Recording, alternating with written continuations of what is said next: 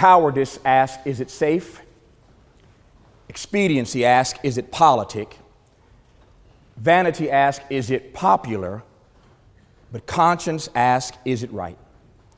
And every now and then we must take positions that are neither safe, politic, comfortable, or convenient, but we do it because our conscience tells us that it's right. Those are the words of the person I regard as the greatest American we've ever produced. His name, Martin Luther King, Jr. There sits in the Oval Office a bust of Dr. King that Barack Obama brought in when he elected president. I take a risk in telling you that they removed a bust of Winston Churchill to make room for the bust of Dr. King, but nonetheless, there sits in the Oval Office today a bust of this great American, Martin Luther King Jr., who uttered those words. I've often asked myself how many times in the midnight hour when the president is burning the oil late in the Oval Office, making tough decisions domestically and internationally, I've often wondered how many times, on how many occasions, that bust has whispered those words to our president. Cowardice asks, is it safe? Expediency asks, is it politic? Vanity asks, is it popular? But conscience asks, is it right? President Obama, every now and again, you must make decisions that are not safe, comfortable, politic, or convenient, but you must make these decisions because your conscience is telling you that it is right. The problem with debating a proposition about whether or not someone or something has been successful is simply this, that success is what each of us determines it to be. So it's difficult to find a metric, as I heard uttered earlier tonight, difficult to find a metric for how to judge whether or not a president has in fact been successful, say nothing of the fact, as you heard Mr. Ravelli just mention a moment ago, that only time will tell whether or not this administration was ultimately successful. But I hope with humility tonight to offer you a metric, to offer you a way in, and to offer you a prism through which we can at least begin to judge whether or not this presidency was successful. We've heard a great deal of talk tonight by all of my distinguished colleagues looking at this Obama presidency through a political lens. I want to close tonight by offering you another lens by which, or through which to judge this presidency. A moral lens. What the world is lacking is moral leadership. And I stand tonight as a proud progressive, one who voted for this president not once, but twice. As an African American, I can't begin to tell you the pride that I felt then and have felt ever since that this is the first African American president in my country. Never imagined in my lifetime that I would ever have the occasion to witness this moment. So I stand tonight as a proud progressive who voted for this president again, not once, but twice. And yet there is one word that comes to mind when I consider what has or hasn't happened over the last almost 8 years now. As a progressive, the word is simply disappointment. I hope that the election of this president would open for our country, indeed for the world, progressive possibilities. Progressive possibilities. That was my reason for supporting him.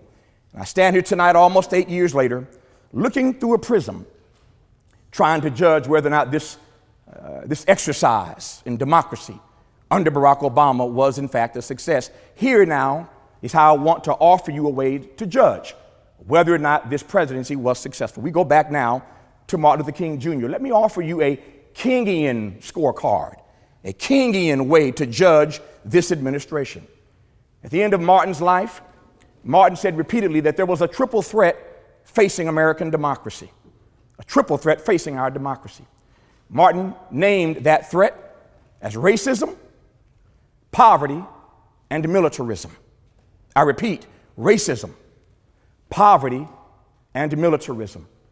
Before I take my seat, let me ask you, as you sit where you are tonight, to consider whether or not this president, who I love and adore, has in fact measured up in responding to the moral authority that he should have yielded and wielded to address the issues of racism, poverty, and militarism. And it's not, I might add, just a threat that faces American democracy. It faces democracy here in the UK.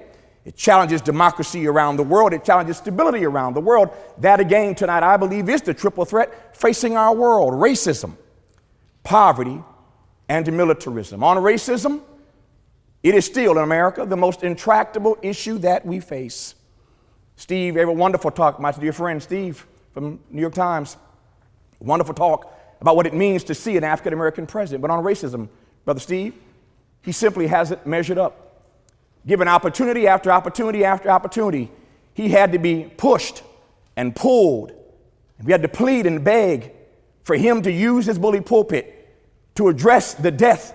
He didn't come quickly, didn't come easily, to address the deaths of Trayvon Martin and Michael Brown and Eric Garner.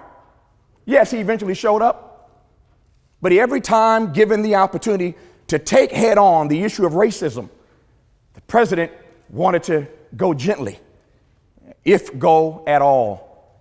In so many ways, and so many times, he boxed himself in on the issue of racism. And so it turns out tonight, I regret to report to you, that in the era of Obama, his most loyal constituency, Black Americans, have lost ground in every single major economic category.